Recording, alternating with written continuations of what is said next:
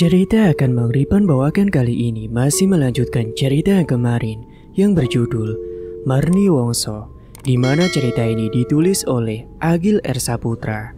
Dan bagi kalian yang ingin membacanya secara langsung, bisa kunjungi link yang ada di deskripsi. Dan ini dia kelanjutan ceritanya. Tetapi tantangan itu membuat nyali mereka semua seketika menciut, kecuali dengan Ustaz Soekar yang sedikitnya merasa harus mempertahankan citranya sebagai orang paling berani di antara 7 orang itu. "Ayo Mbah, saya ingin melihatnya," kata Ustaz Soekar menjawab tantangan itu. "Sudah toh Kang, seperti kurang kerjaan aja sampean," kata Pak Gugat kepada Ustaz Soekar. Tapi sepertinya rasa penasaran selalu bisa mengalahkan rasa takut, hingga pada akhirnya malah bukan hanya Ustaz Soekar saja yang tergerak untuk memastikan, melainkan ke-6 orang lainnya yang mulai berjalan mengikuti Mbak Dima menuju ke belakang rumahnya, seiring dengan suara burung kedasi yang sesekali masih terdengar.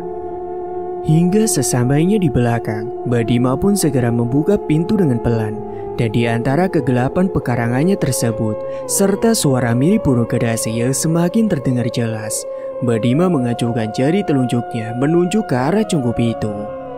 "Kae nang kono," kata Mbak Dima sambil menunjuk. Pak Gugat pun dengan sedikit ragu segera mengarahkan lampu senternya ke arah yang ditunjukkan Mbak Dima. Hingga terlihatlah sosok wanita kecil dengan kepala yang agak besar duduk di atas bilik penyimpanan keranda itu, yang perlahan kini mulai menoleh ke arah mereka bersamaan dengan cahaya senter yang disorotkan oleh Pak Gugat. Tubuhnya kecil, rambutnya panjang berserak dan bajunya yang putih lusuh. Ternyata benar kata Mbak Dima, suara mirip burung kedasi itu memang keluar dari mulut sosok yang duduk di atas cungkup makam itu, saat tanpa sengaja beberapa detik tersinari oleh cahaya senter dari Pak Gugat. Serentak semuanya pun mengucapkan istighfar dan terkejut melihat sosok itu, bersamaan dengan Pak Gugat yang langsung menurunkan senternya. Mas Pangge pun mengumpat dan menjadi orang pertama yang berlari masuk dan diikuti oleh yang lain beberapa saat setelahnya. Mereka pun kini duduk kembali di ruang tamu Mbak Dima, yang seperti terlihat menyesal karena telah memperlihatkan lelembut itu kepada mereka semua. Tenang, ora popo. Kayak ora bakalan piye-piye karo awake dhewe kok. Tapi jika besok pesan kematian itu benar-benar terbukti, semoga saja tidak disebabkan oleh tulah dari Marni Wongso, kata Mbak Dima kepada mereka semua.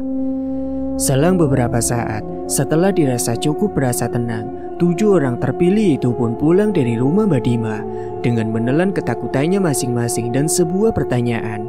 Siapakah yang esok akan menemui ajalnya jika benar kemunculan lelembut cebol itu membawa pesan kematian? Singkat cerita, keesokan harinya, musim panen sudah hampir habis. Pagi menjelang siang, tampak para warga desa sudah siap dengan gabah keringnya untuk dibawa ke tempat penggilingan padi di desa sebelah.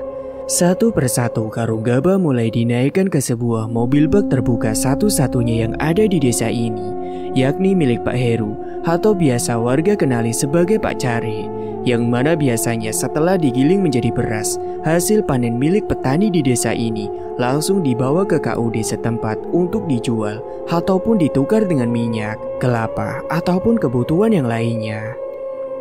Singkat cerita, muatan bak sudah terisi penuh. Kini mereka pun bersiap untuk berangkat menuju tempat penggilingan padi.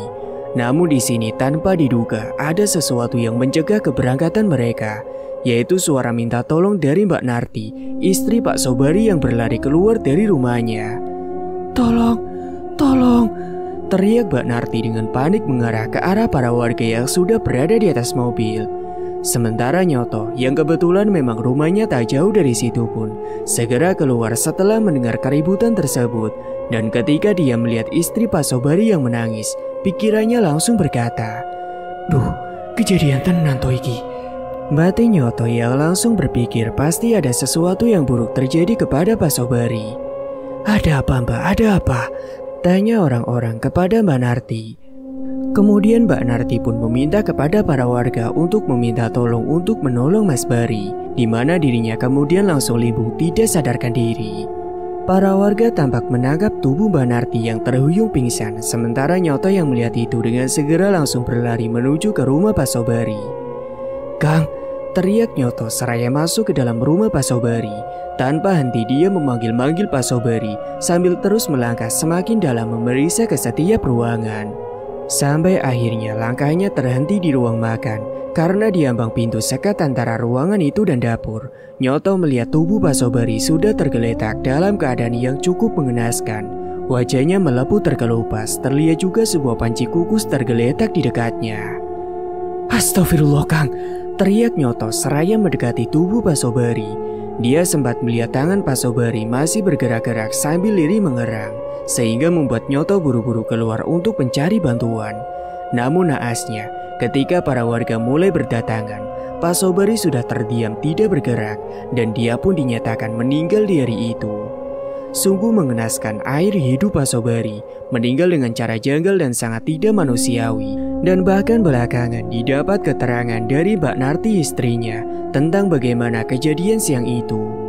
Penyakit gatal Pak Sobari memang semakin parah dari kepala dan mulai menjalar ke leher, begitu juga dengan kewarasannya yang mulai menurun. Dia semakin banyak diam dan tidak banyak berkomunikasi. Dan menurut kesaksian istrinya, malamnya sebelum kejadian itu, semua masih seperti malam-malam biasanya, yang mana setiap lewat tengah malam, suara pekik tawa Marniwongso terdengar mengelilingi desa. Dan seperti biasa juga, Pak Sobari selalu menutup telinganya ketika mendengar itu. Namun malam itu sangat berbeda, di mana suara tawa lelembut berdeba itu ternyata sempat bertahan lama di depan rumah Pak Sobari. Hingga ketika suara itu terhenti dan berubah menjadi ketukan-ketukan kasar di pintu rumahnya. Bersamaan dengan itu terdengar juga suara yang memanggil-manggil nama Pak Sobari. Entah berapa lama suara itu bertahan. Yang jelas ketika suara itu sudah tidak terdengar lagi, Mbak Narti melihat Pak Sobari sudah tertidur dengan pulasnya. Sampai akhirnya pada kejadian keesokan harinya, ketika Mbak Narti tengah menjemur pakaian di belakang rumah, entah bagaimana kejadiannya, yang jelas di pagi menjelang siang itu di luar pengawasan sang istri, Pak Sobari diduga nekat meminum air mendidih langsung dari panci yang berada di atas tungku yang menyala. Sampai ketika suara panci yang jatuh berikut dengan suara erangan Pak Sobari terdengar oleh Mbak Narti dan membuatnya yang sedang berada di belakang rumah bergegas langsung memeriksanya.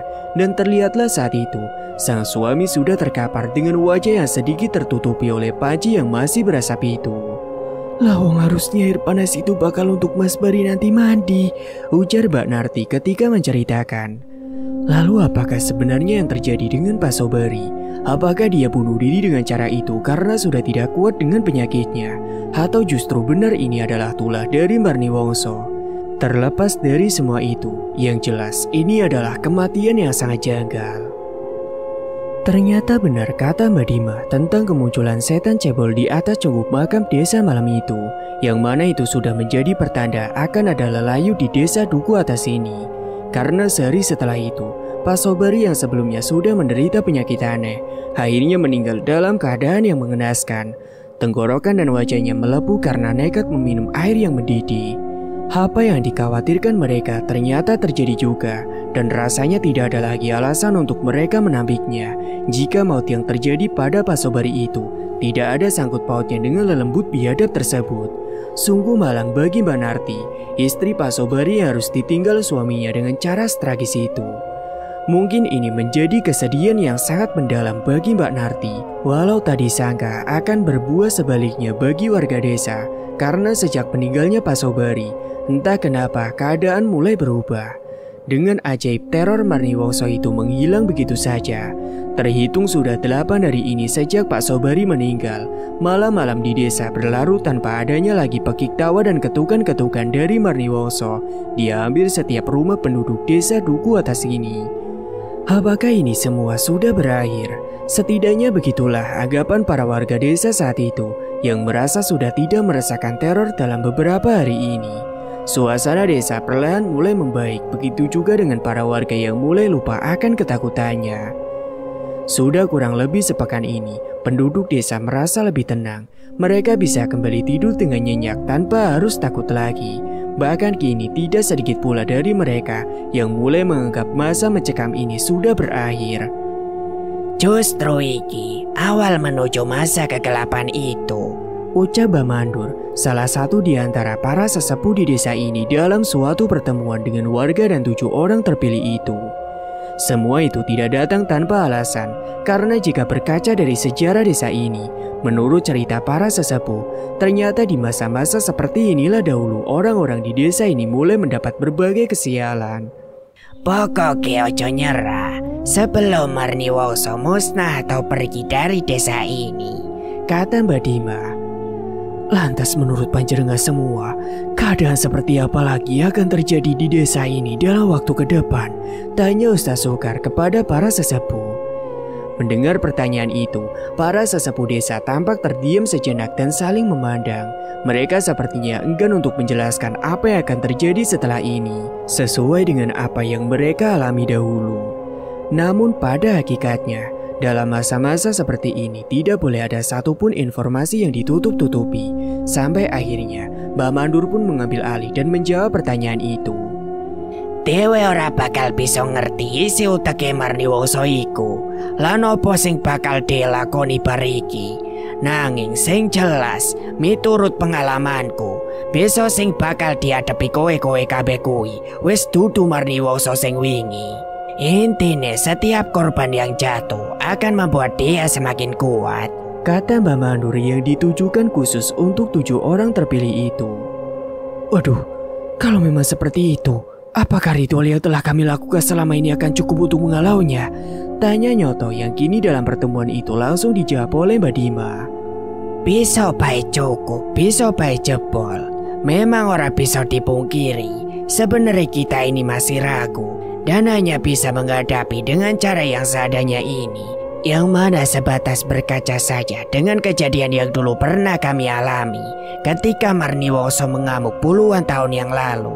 Sudahlah, lakukan saja apa yang kalian lakukan kemarin-kemarin itu.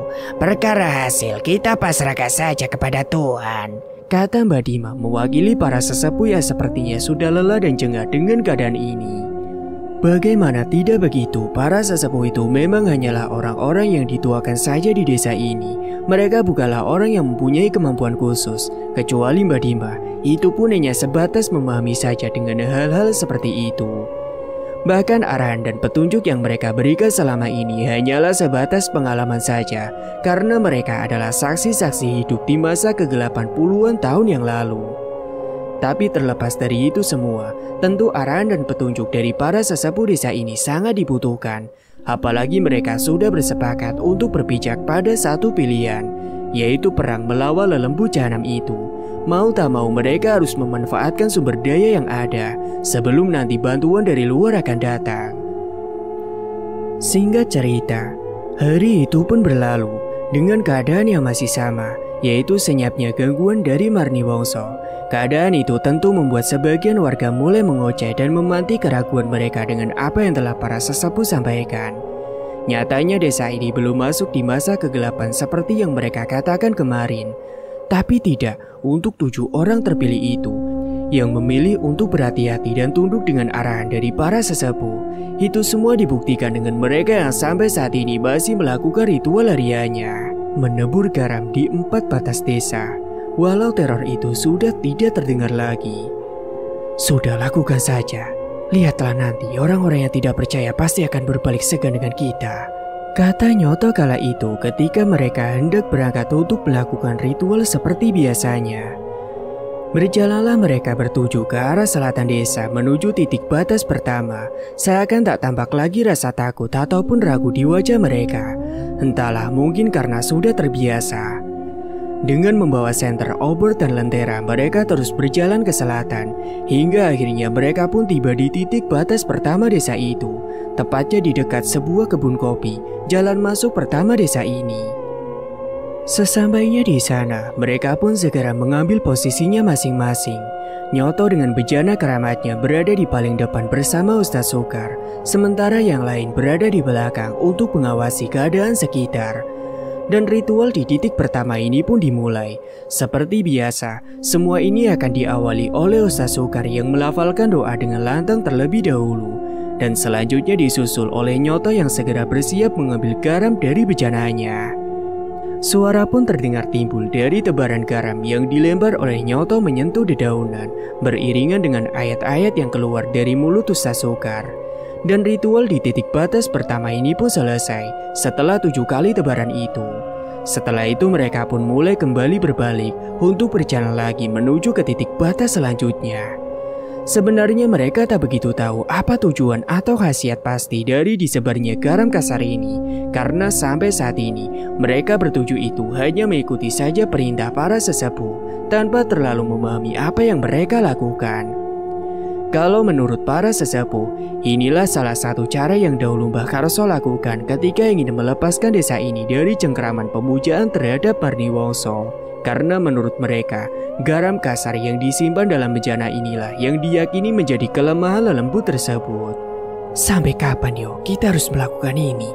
Ucap Lek Kantong ketika mereka semua mulai masuk kembali area perkampungan penduduk. Wah yo tidak paham Kang, sudah lakukan aja, manut saja dengan omongan para sesepuh, sanggah Pak Gugat atas pernyataan Lek Kantong. Dan tiba-tiba, siapa itu? Kok sepertinya ada orang berdiri di tengah jalan, kata Bejo memotong sambil menuju ke depan, ke arah orang yang tampak berdiri di kejauhan. Sesaat langkah mereka terhenti dan mencoba mencermati benar-benar apa yang dilihat oleh si Bejo. Mas Pagi yang membawa senter langsung mengarahkan cahaya senternya. Dan sepertinya benar, dari kejauhan memang terlihat orang yang sedang berdiri meski hanya terlihat siluetnya saja, karena jangkauan senternya terbatas. Siapa ya itu? Malam-malam begini, kata Pak Gugat seraya memeriksa jam di tangannya yang sudah menunjukkan pukul 12:30 dini hari. Tak biasanya ada penduduk desa selain mereka yang mau keluyuran tengah malam begini, kecuali Wak Jumari, salah satu warga di sini yang mengidap gangguan jiwa, yang memang dikenal sering berkeliaran saat malam hari. Paling Wak Jumari habis buang air besar di parit, kata Nyoto sambil mengajak yang lain untuk kembali berjalan. Mereka pun kembali berjalan ke depan dengan pandangan yang tentunya masih mengamati orang yang mereka kira adalah Wak Jumari. Oh alah Wak Jumari, namanya juga orang yang agak kurang kok ya, ucap Bejo seraya ikut berjalan lagi. Tanpa pikiran dan firasat yang macam-macam, ketujuh orang itu pun terus melangkah maju, dengan Mas Pagi yang sesekali masih mengarahkan cahaya senternya ke arah Wak Jumari yang tentu semakin dekat dengan mereka. Namun setelah sekian langkah dalam kurang lebih di jarak 10 meteran, serentak mereka pun kembali berhenti karena saat itu juga masing-masing mata segera menyadari bahwa orang yang berdiri itu sepertinya bukanlah Wak Jumari. Postur tubuhnya tak asing dan seperti mereka cukup kenali. Kang ucap Nyoto terhenti di paling depan dengan gagap membisik. Mereka semua mendadak terpaku dan tak bisa bergerak, seiring dengan orang itu yang kini mulai melangkah mendekati mereka.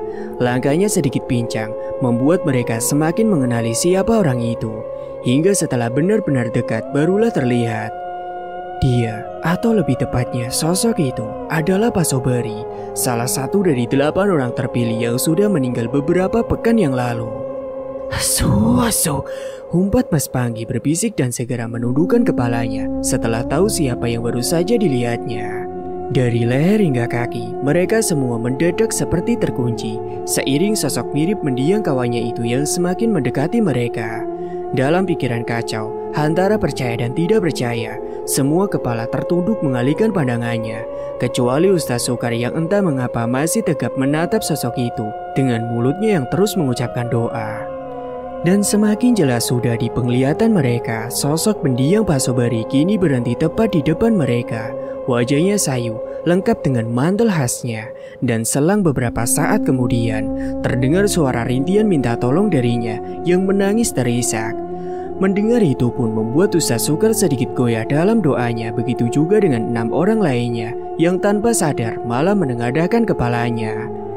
Kini semua mata melihat sosok yang mirip sekali dengan Pak Sobari berdiri sambil mengeluarkan tangis di hadapan mereka. Semua terpaku tanpa bisa membantah lagi karena yang ada di depannya kini benar-benar amat sangat mirip sekali dengan mendiang Pak Sobari, salah satu dari 8 orang terpilih itu yang sudah dimakamkan beberapa pekan yang lalu. Lalu apakah itu benar-benar arwah Pak Sobari? Dan dengan tangisnya, pesan apa yang sebenarnya dia ingin sampaikan? Entah berapa lama sosok itu bertahan, Yang jelas setelah sosok yang menyerupai Pasobari itu menghilang, Ustaz Soekar segera menyadarkan 7 orang lainnya yang sedari tadi tampak sangat ketakutan. Sudah. Ayo kita segera pergi dari sini, kata Ustaz Soekar kepada yang lain. Bajingan, tak betul ini. Tak betul, ini tadi beneran Pasobari ya. Aduh, ini memang gak beres sih, ucap Mas Pagi yang ketakutan sambil meracau. Sudah, ayo kita segera pergi dari sini, kata Ustaz Soekar. Sungguh malam yang ganjil bagi mereka, tapi dari awal semua sudah sepakat dan diberitahu bahwa ritual tidak boleh berhenti di tengah malam. Masih ada 3 titik batas lagi yang harus diselesaikan. Sampai akhirnya di antara rasa takut yang mulai meninggi itu, mereka pun kembali berjalan untuk melanjutkan ritual ini. Meski dengan keadaan otak mereka yang masih mencoba mencerna dan memahami apa yang tadi baru saja mereka alami.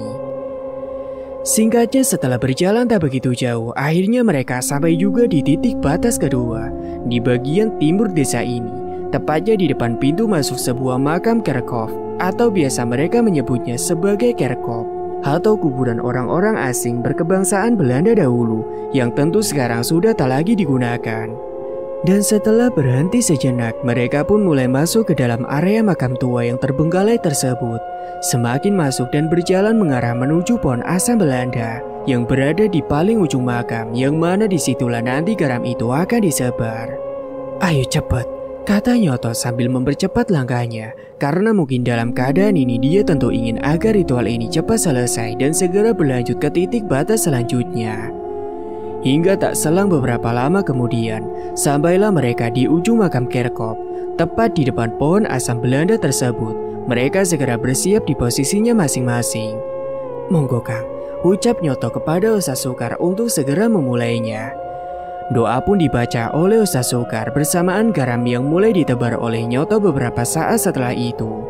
Namun baru sekira beberapa kali tebaran, tiba-tiba terdengar suara dari arah belakang mereka. Suara yang sudah beberapa pekan ini tidak mereka dengar. Ya, itu adalah suara pekik dari Tawa Marni Wongso yang setelah sekian lama akhirnya kembali terdengar lagi. Ritual sempat terhenti karena itu dan membuat mereka serentak menoleh ke belakang untuk memastikannya. Tapi itu tidak bertahan lama karena setelah beberapa pekik tawa, entah mengapa perlahan suara itu mulai menjauh dan akhirnya tidak terdengar lagi. Asuh, sekarang kau maneh, ucap Mas Panggi si pengumpat ulung seraya memeriksa ke sekitar. Ayo cepat teruskan, kata Ustaz Soekar. Nyoto kembali menebar garam seiring dengan Ustaz Soekar yang berdoa dengan sedikit terbata. Sampai akhirnya di lemparan yang ke-7, buru-buru mereka berbalik dan berjalan keluar dari makam kerkhof itu. Ayo, segera kita keluar dari sini, kata Pak Gugat sambil sedikit berlari ke depan mendahului teman-temannya. Sebentar, tungguin aku, kata Nyoto yang kini berada di paling belakang tergopoh membawa bejana keramatnya. Sebentar, tunggu Mas Nyoto, ucap Ustaz Soekar menyuruh yang lain untuk tidak segera beranjak. Namun tidak dengan Pak Gugat yang mungkin tanpa dia sendiri sadari, dia sudah berjalan terlalu cepat sehingga membuatnya kini jauh mendahului yang lain. Namun dia sepertinya tak sadar dan masih berasumsi kalau semua teman-temannya mengikutinya di belakangnya. Pak Gugat pun terus melangkah untuk keluar dari makam kerkhof ini dengan sedikit berlari. Sampai akhirnya di tengah gelap makam itu, langkah Pak Gugat terhentikan oleh sesuatu yang ada di depannya. Iya, sesuatu itu adalah Marni Wongso yang tengah duduk di atas salah satu nisan di makam ini. Dia tampak menyeringai dan menatap tajam ke arah Pak Gugat. Untuk beberapa detik Pak Gugat sempat terpaku melihat seringai tersebut. Dia merasa seperti diperdaya untuk terus memandanginya. Sampai akhirnya Marni Wongso mulai mengeluarkan pekik tawanya. Dan barulah di sini Pak Gugat pun tersadar dan langsung berlari. Pak Gugat berteriak sambil berlari kembali ke belakang menghampiri yang lainnya. Pekik tawa Marni Wongso tentu didengar juga oleh orang-orang yang masih di belakang, membuat mereka semua kini hanya bisa berdiri kebingungan.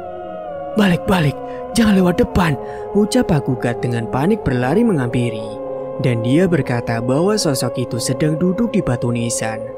Di antara pekik tawa yang masih terdengar, Nyoto, Ustaz Soekar, Lek Sukri, Lek Kantong, Mas Panggi, Pak Gugat dan Bejo bertahan di dalam makam orang-orang Belanda itu.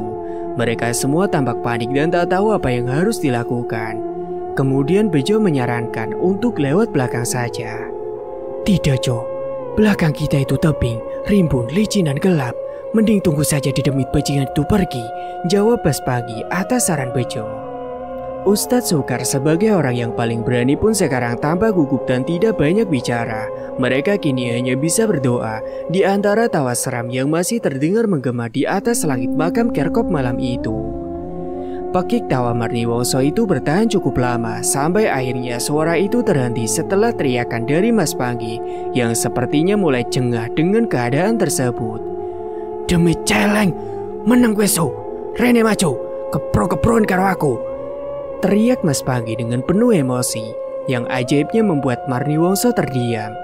Loh, ucap Mas Panggi yang kini malah heran dengan dirinya sendiri. Suasana pun perlahan mulai tenang dan setelah sejenak menenangkan diri masing-masing, Ustadz Soekar pun mulai mengajak mereka untuk segera keluar dari tempat ini. Ayo kita segera keluar, ucap Ustadz Soekar sambil berjalan dan diikuti oleh yang lain.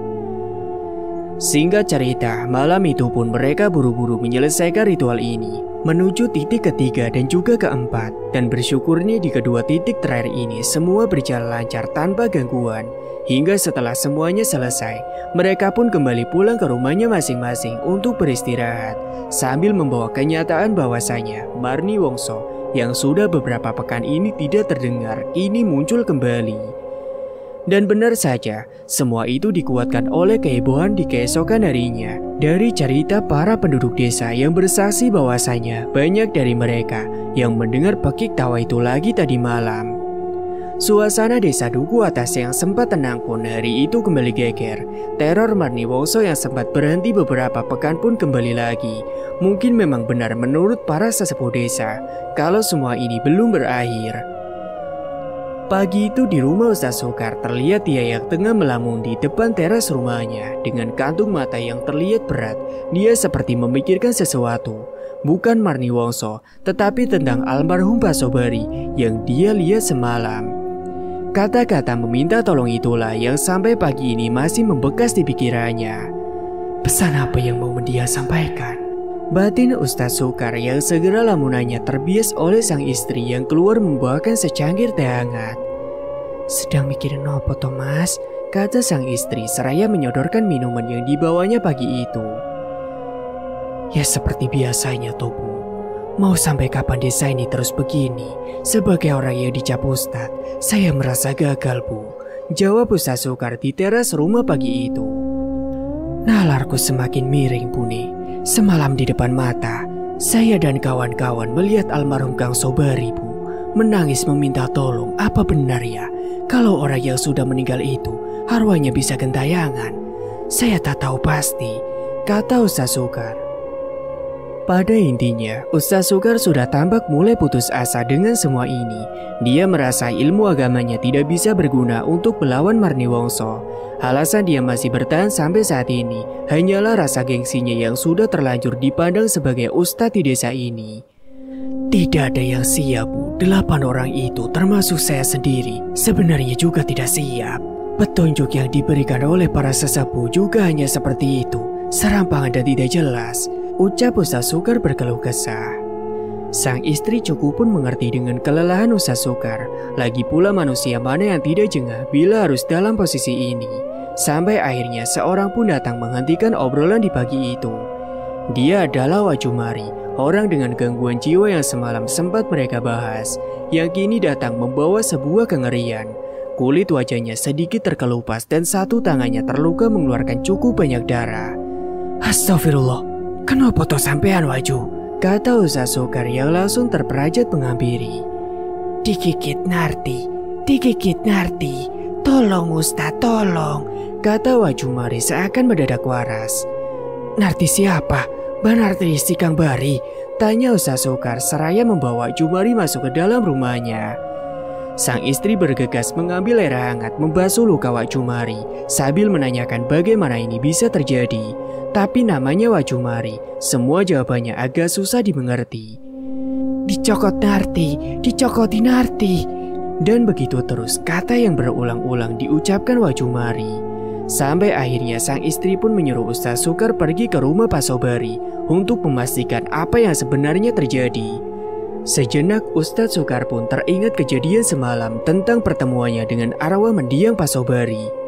Jangan-jangan ini, batin Ustaz Sukar seraya beranjak pergi menuju rumah mendiang temannya itu. Dan sampailah dia di sana yang sudah tampak sedikit ramai oleh para tetangga yang berkumpul di depan rumah Pak Sobari. Yunarti kesurupan Ustadz, ucap salah satu warga yang melihat kedatangan Ustadz Sukar. Sekarang dia di mana? Tanya Ustadz Sukar.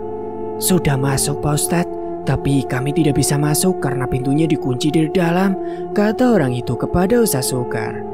Dan tak selang beberapa lama terlihat Nyoto yang juga datang untuk orang yang rumahnya paling dekat dengan Pak Sobari. Ternyata Nyoto sedikit terlambat mengetahui kabar ini. Dia pun langsung menghampiri Ustaz Sukar yang tampak berdiri di depan rumah Pak Sobari.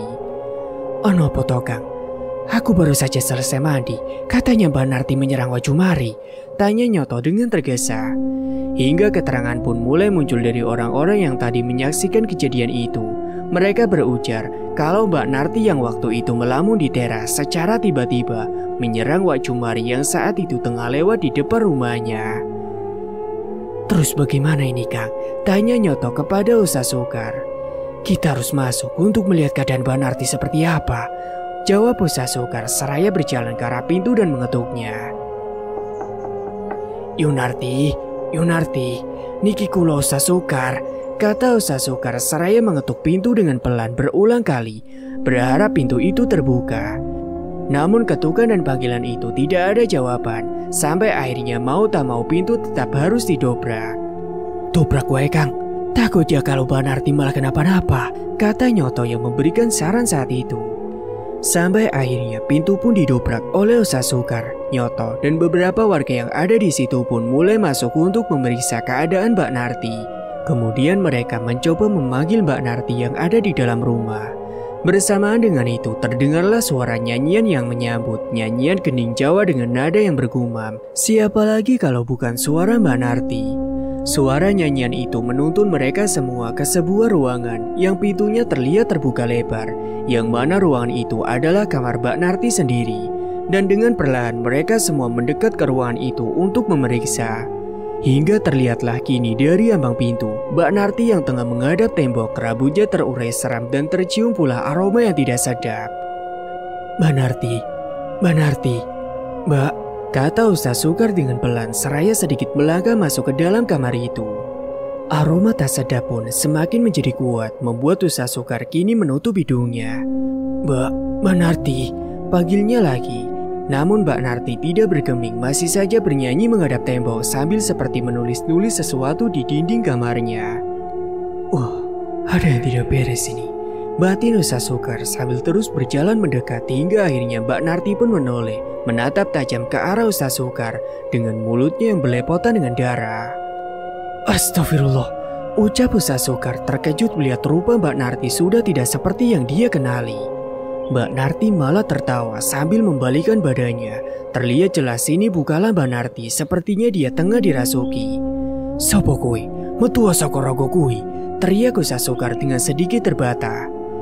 Siapa kamu? Masa kamu tidak mengenaliku? Aku Narti toh, istri temanmu yang sudah mati mengenaskan itu, kata Mbak Narti dengan suara yang jelas sudah berbeda. Tidak, kamu bukan Mbak Narti, cepat keluar dari raga itu, bentak Ustaz Sukar yang hanya dibalas senyum oleh Mbak Narti. Melihat keadaan itu, Nyoto segera keluar dan berlari pulang ke rumahnya untuk mengambil bejana keramatnya. Hingga tak selang beberapa lama, Nyoto pun kembali dan langsung masuk, dan tanpa aba dia melemparkan garam dari bejana itu ke tubuh Mbak Narti. Dan benar saja, Mbak Narti langsung menggelincang kesakitan, mengerang dan menangis. Keluar kamu Maniwongso, kata Nyoto sambil terus melempar garam itu. Hingga beberapa saat kemudian Mas Page Pagugat Le Kantong Le Sukri dan Bejo pun akhirnya datang. Nampaknya kabar dirasukinya Mbak Narti ini telah dengan cepat menyebar ke seluruh desa. Kerasukan Marni, bisik Mas Page bertanya kepada orang-orang. Namun beberapa saat kemudian perhatian semua orang pun kembali teralihkan dengan Mbak Narti yang mulai tertawa-tawa sambil meracau dan terlihat menangis setiap butir garam yang dilemparkan ke tubuhnya. Anak buah Karso Tamrin, tidak pernah menyerah. Tapi apa hanya ini yang bisa kalian lakukan? Kata Marniwongso yang sedang berada di dalam tubuh Banarti. Kata-kata itu sejenak membuat semua orang terdiam karena memang sedari awal mereka semua terkhusus 7 dari orang-orang terpilih itu tidak mengetahui apapun selain petunjuk-petunjuk serampangan dari para sesepuh untuk melawan Tula dari lelembut tersebut. Namun ternyata tidak bagi Nyoto, anak Mbah Karso yang merasa mempunyai tanggung jawab lebih terhadap semua ini, yang pada akhirnya membuat dia memutuskan untuk mendekati Mbak Narti dan bertanya walau dengan sedikit emosi. Sebentar, tadi kamu ngomong apa? Karso Tamrin, bapakku yang kamu jadikan tumbal itu? Tanya Nyoto dengan nada menuduh, yang mana pertanyaan itu segera disambut tawa dari Marniwongso di dalam tubuh Banarti. Ora, ikilah gobloke menungso, mestinya lagi diseton poreti sak kenani. Tak kandhani oleh, bapakmu kuwi lengser ke pabroni, wis tuwa mulakno mati. Lagian ngopo aku mangan Karso Tamrin, gede wong sregep ngibadahku ya kewisane. Ucap sosok itu. Lah terus apa maumu sebenarnya? Kau malah membuat desa ini menjadi tidak tentram.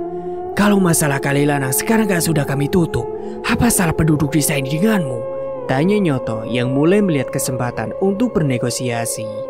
Namun Marniwongso yang tengah merasuki Banarti itu hanya tertawa dan di sini dia sama sekali tidak menjelaskan apa kesalahan-kesalahan itu dan justru malah balik bertanya tentang apa yang harus dilakukan agar desa ini kembali tentram. Kalian semua ingin desa ini kembali tentram, katanya sambil tertawa dengan gestur yang mengganggu. Iya, apa syaratnya? Selama itu tidak membuat susah orang-orang di desa ini, pasti akan kami penuhi. Ustaz Sukar kali ini yang menjawab. Aku delo, ning desa iki akeh wong lagi hamil yo. Nah, aku njaluk siji wae. Piye? Kata Marniwongso melalui tubuh Banarti. Semua orang terlihat diam setelah mendengar itu. Beberapa saat mereka mencoba untuk mencerna apa yang dikatakan Marniwongso lewat raga Mbak Marni itu. Sampai akhirnya orang-orang yang mendengar mulai sadar bahwa syarat yang diminta tidaklah main-main. Entah meminta nyawa seorang wanita hamil atau bayi yang tengah dikandungnya. Yang jelas selembut biadab itu menginginkan satu nyawa sebagai syarat untuk menarik tulanya dari desa ini. Wah, yang mending kita perang saja daripada seperti itu. Lagian kamu itu siapa? Punya jasa apa di desa ini? Kami semua sudah jengah dengan tingkahmu yang tidak jelas itu. Hancing, istriku lagi hamil Jing.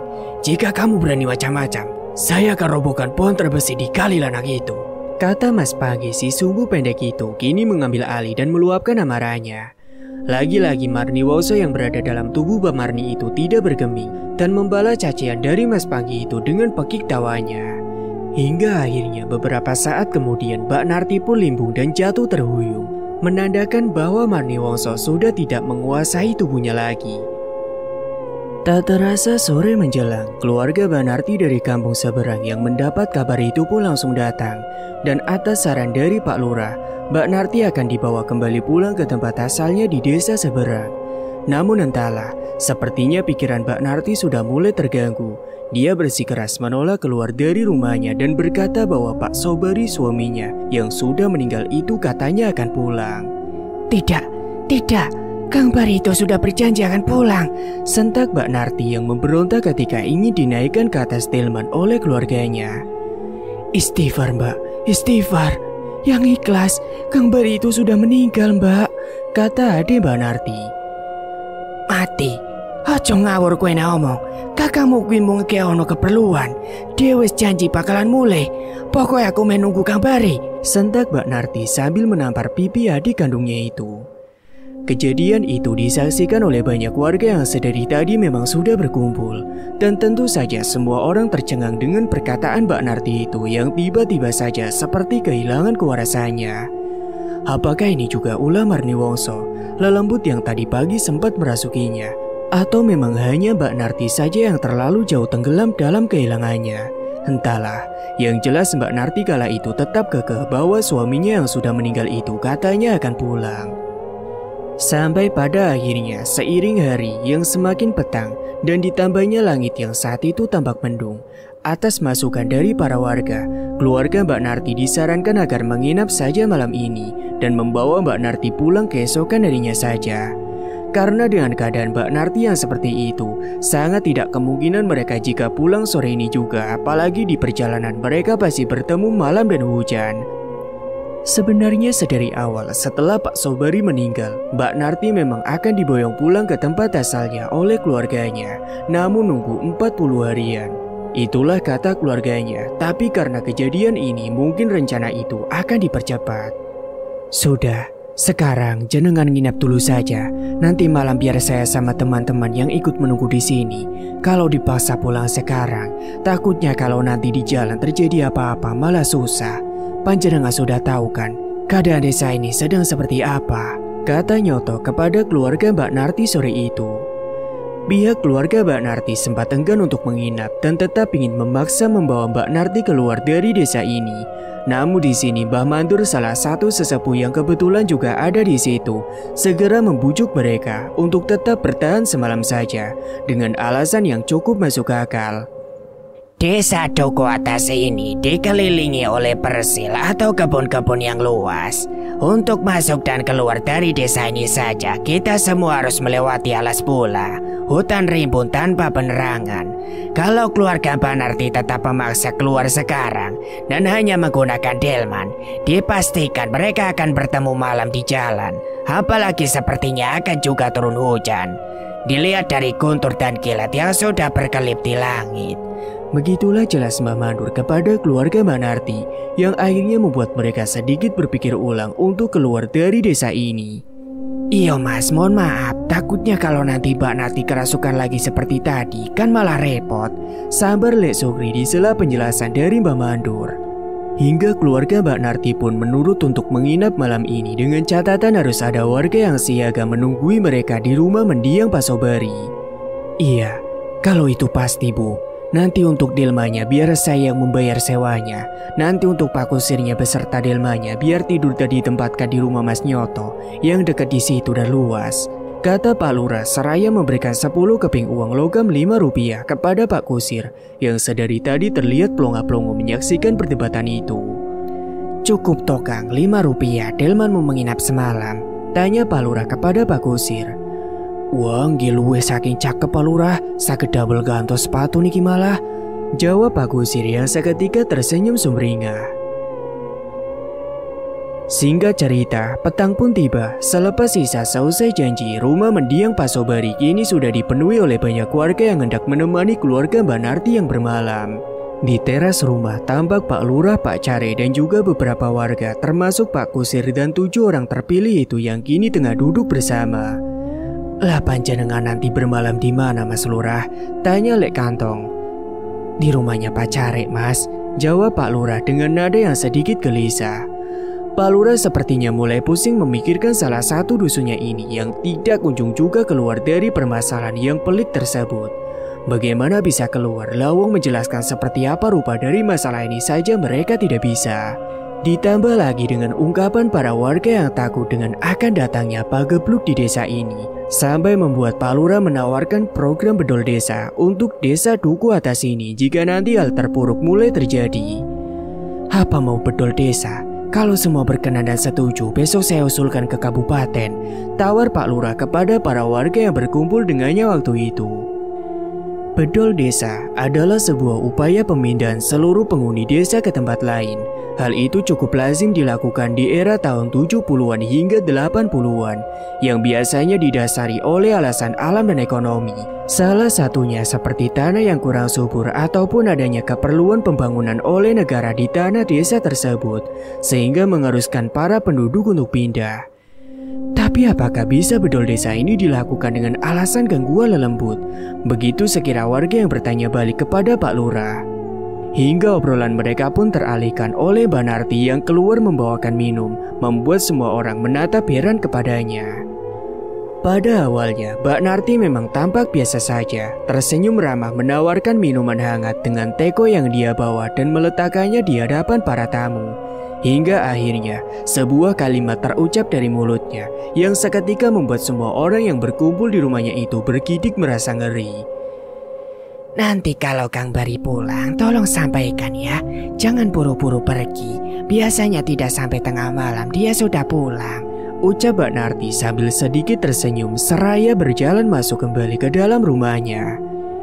Semua orang terdiam mendengar perkataan Mbak Narti itu. Mereka tampak saling pandang dengan otaknya masing-masing yang sepertinya masih mencerna. Apakah barusan mereka tidak salah mendengarnya?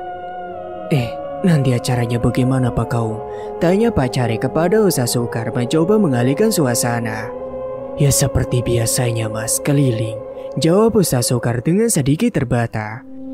Dan seperti yang sudah diperkirakan, hujan pun turun dengan rintiknya yang tidak begitu deras, membuat suasana malam itu menjadi semakin dingin.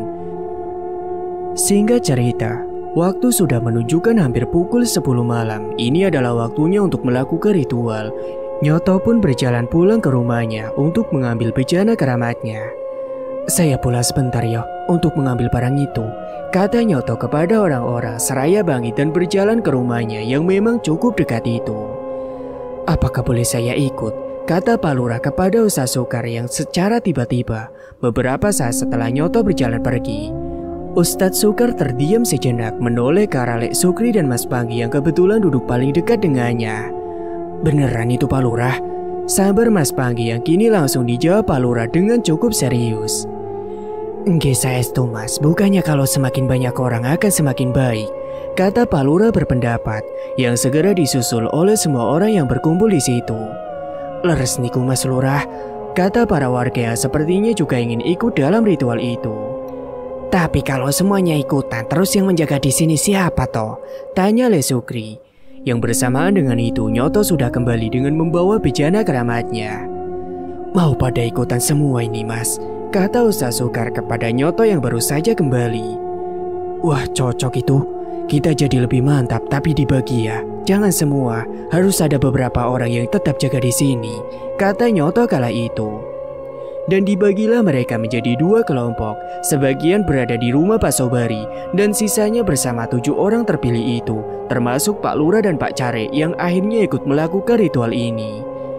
Rombongan kedua itu pun mulai berjalan pergi dari rumah Pak Sobari, menerobos hujan yang masih rintik untuk melakukan ritual yang masih mereka yakini sebagai pelemah terhadap lelembut Marni Wongso tersebut. Titik demi titik pun mereka lewati dengan lancar tanpa kendala. Meski hujan membuat ritual malam ini dilakukan dengan sedikit terburu, tapi karena cukup banyaknya orang yang ikut, membuat perjalanan ritual ini terasa lebih jauh mudah daripada malam-malam sebelumnya. Apakah ini sudah selesai? Tanya Pak Care terkhusus kepada 7 orang terpilih itu saat mereka selesai dengan ritual di titik batas yang ketiga.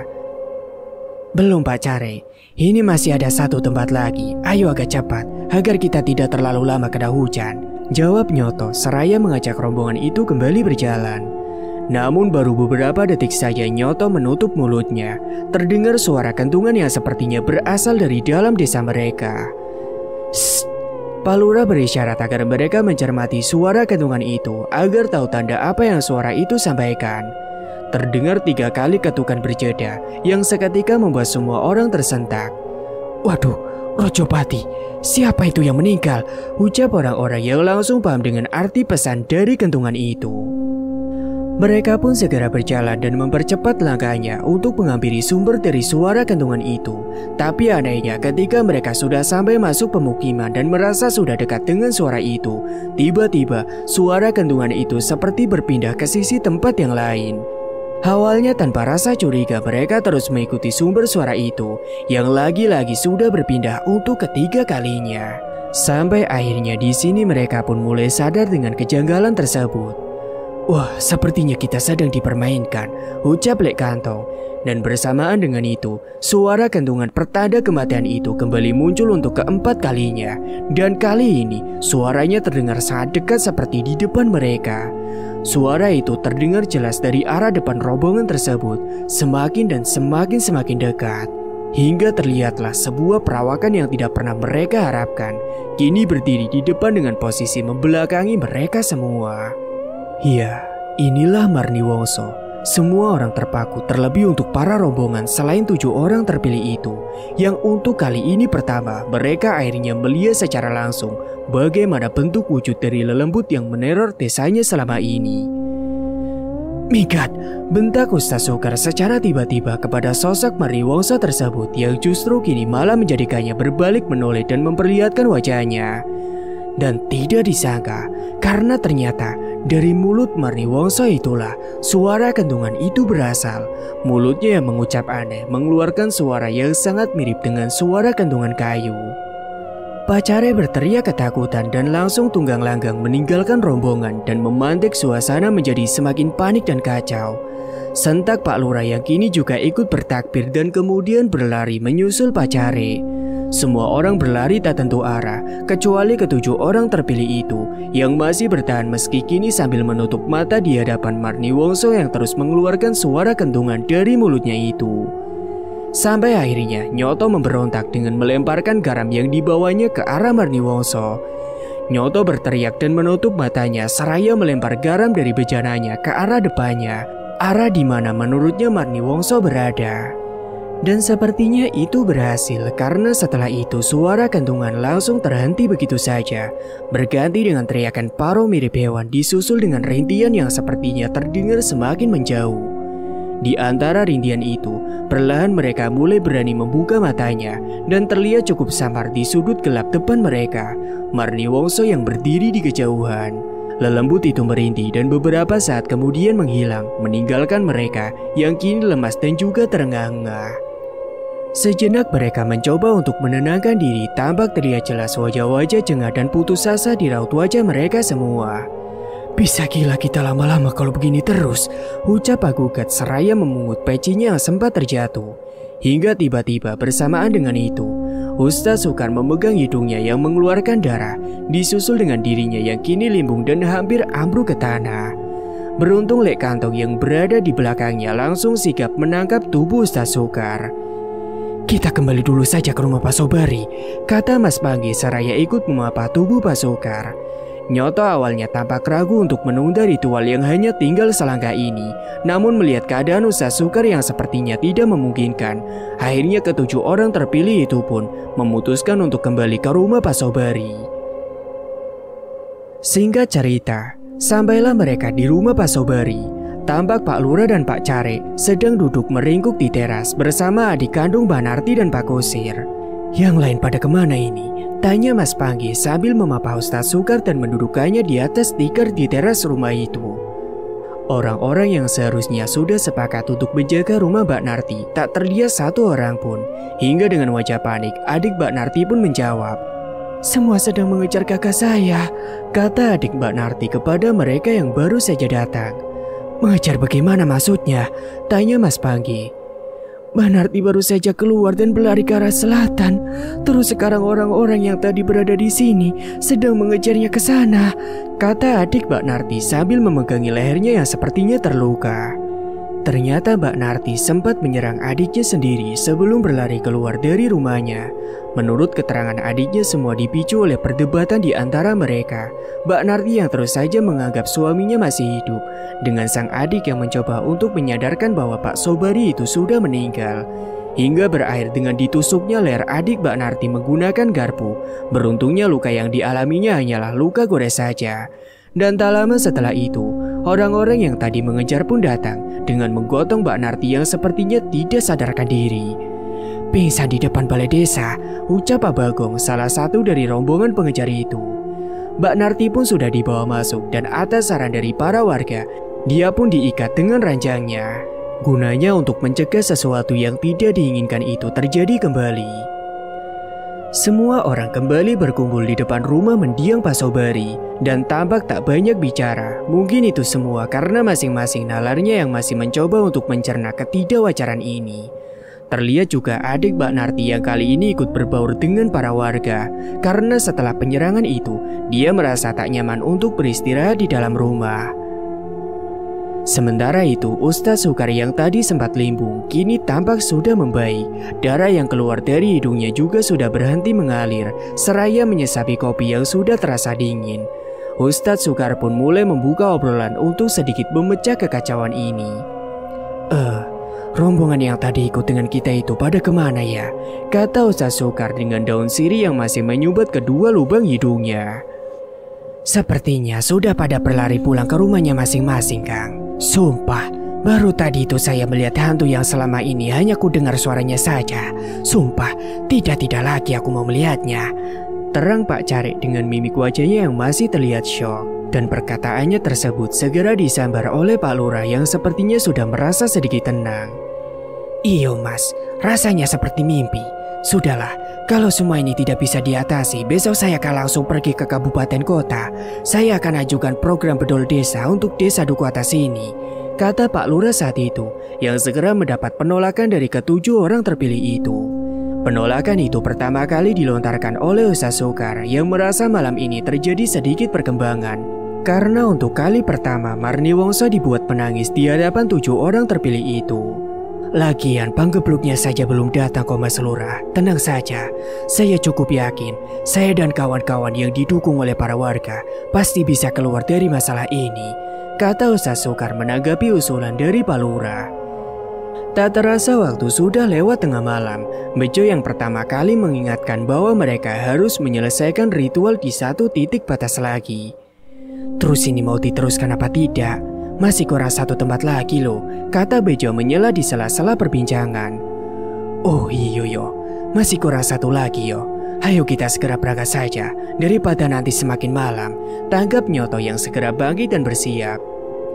Hingga tak selang berapa lama, ketujuh orang terpilih itu pun kembali bersiap untuk menyelesaikan ritual ini. Yang kali ini sepertinya benar-benar hanya mereka lakukan bertujuh saja tanpa orang tambahan. Pak Lurah dan Pak Carik tentu enggan untuk ikut lagi setelah apa yang tadi saja mereka alami. Sudah sana, kami tunggu di sini saja, kata Pak Lurah diawali keberangkatan 7 orang terpilih itu. Dan mereka pun mulai pergi menuju satu titik batas desa untuk menyelesaikan ritual ini. Hujan rintik sudah mereda seiring Nyoto, Ustaz Soekar, Lek Sukri, Pak Gugat, Lek Kantong, Mas Page dan Bejo yang tampak berjalan lagi membelah suasana malam di desa itu. Lama-lama rasa takut ini kok berubah menjadi kemarahan yo, kata Mas Pangge tiba-tiba sewaktu dalam perjalanan. Betul sekali memang kalau dipikir-pikir, tapi yo jangan sampai keadaannya seperti ini terus. Bisa gila lama-lama kita, tanggap Lek Kantong saat itu. Perjalanan pun terus berlanjut yang mana kebetulan dalam rute terakhir ini mereka lebih banyak berada di wilayah pemukiman. Sebentar, tunggu sebentar. Saya ingin memeriksa istri saya dulu, kata Mas Pangge ketika perjalanan itu kebetulan melewati rumahnya. Mas Pangge pun segera masuk ke rumahnya untuk memeriksa keadaan istrinya yang sedang hamil tua tersebut. Sementara yang lain kini tampak menunggu di depan rumah. Hingga selang beberapa saat kemudian Mas Pangge keluar lagi dengan membawa kelewang yang tergenggam di tangannya. Sampean ngapain bawa-bawa itu segala?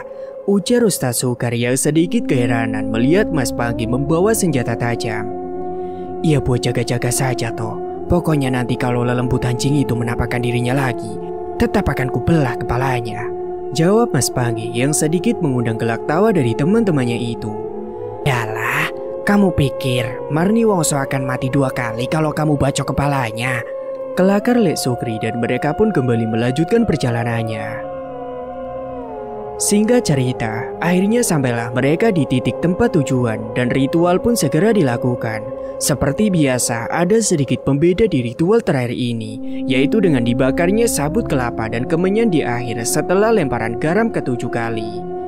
Suara lemparan garam di akhir ritual itu terdengar mengenai dedaunan dan segera dilanjut dengan membakar kemenyan. Korek Mas Pangge, pinta Nyoto dan dengan segera Mas Pangge pun mendekat.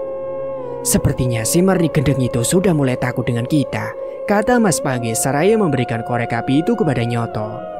Ya, semoga saja, jawab Nyoto seraya memantik apinya dan mendekatkan ke bibir sabut yang dipegangnya tersebut. Sabut pun mulai membara dan segera ditimba dengan kemenyan yang mulai meleleh hingga habis, dan ritual hari ini pun selesai. Ayo ndang mulai, ucap Pak Gugat sambil membalikkan badannya. Dan seketika Pak Gugat pun langsung terkejut. Allahu Akbar, ketika dirinya melihat orang yang berdiri tidak begitu jauh di belakangnya. Sopo kai? Sentak Pak Gugat memberitahu kawan-kawannya yang juga kini menoleh. Woi, teriak Mas Pangge seraya mengarahkan cahaya senternya ke arah orang itu, yang justru kini dibalas dengan panggilan dan lambaian tangan dari sosok itu. Tolong, tolong, tolong. Erang orang itu dengan suara dan nada yang sangat akrab di telinga mereka. Hingga diketahuilah orang itu adalah Wak Jumari, seorang pengidap gangguan mental yang sedari pagi diserang oleh Mbak Narti yang kerasukan. Kenapa Wak? Sini Reneo, malah berdiri saja di situ, teriak Lek Katong. Namun dia masih berucap meminta tolong dengan nada bicara yang seperti mulai menahan tangis. Kenapa ke Wak Jumari? Kata Ustaz Sukar yang merasa janggal dan kini mendekat menghampiri. Sampean to kenapa Wak? Ucap Ustaz Sukar seraya memegang tubuh Wak Jumari yang terlihat sangat ketakutan. Mbak Mandur, kata Wak Jumari sambil menunjuk ke arah belakang mereka. Mbak Mandur kenapa Kang?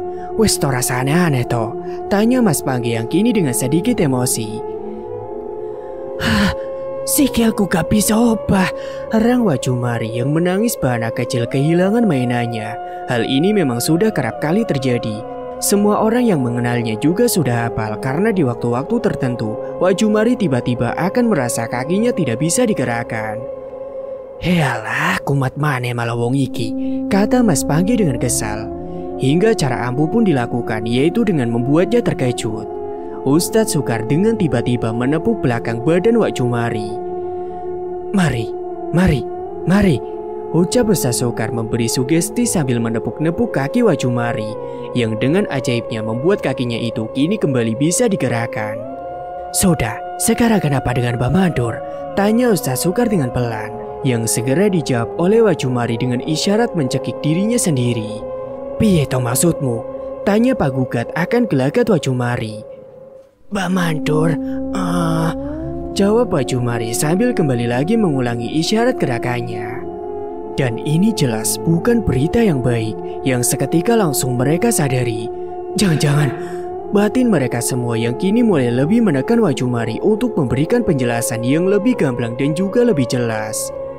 Hingga pada akhirnya Wak Jumari meraih tangan Ustaz Sukar dan mengajaknya berjalan, yang segera diikuti oleh Nyoto, Lek Sukri, Lek Kantong, Pak Gugat, Bejo, dan juga Mas Panggi. Kini mereka semua berjalan mengikuti Wak Jumari yang akhirnya berhenti di depan rumah Mbah Mandur itu sendiri. Wak Jumari mengajak mereka semua untuk masuk ke halamannya, dan setelah itu dia menunjukkan sesuatu yang berada di batang pohon di depan rumah salah satu sesepuh desa itu. Dan disinilah mereka baru mengerti apa arti isyarat dari Wak Jumari tadi, yang ternyata benar mengartikan sebuah keburukan. Karena di atas pohon mangga yang tidak begitu tinggi itu, di salah satu batangnya, Mbah Mandur menggantung dirinya.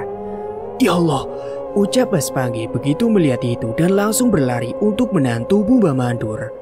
Terlihat sebuah kejanggalan dengan penampakan sekilas tubuh Mbah Mandur yang menggantung di atas pohon itu. Karena tampak kedua tangan Mbah Mandur yang terlihat seperti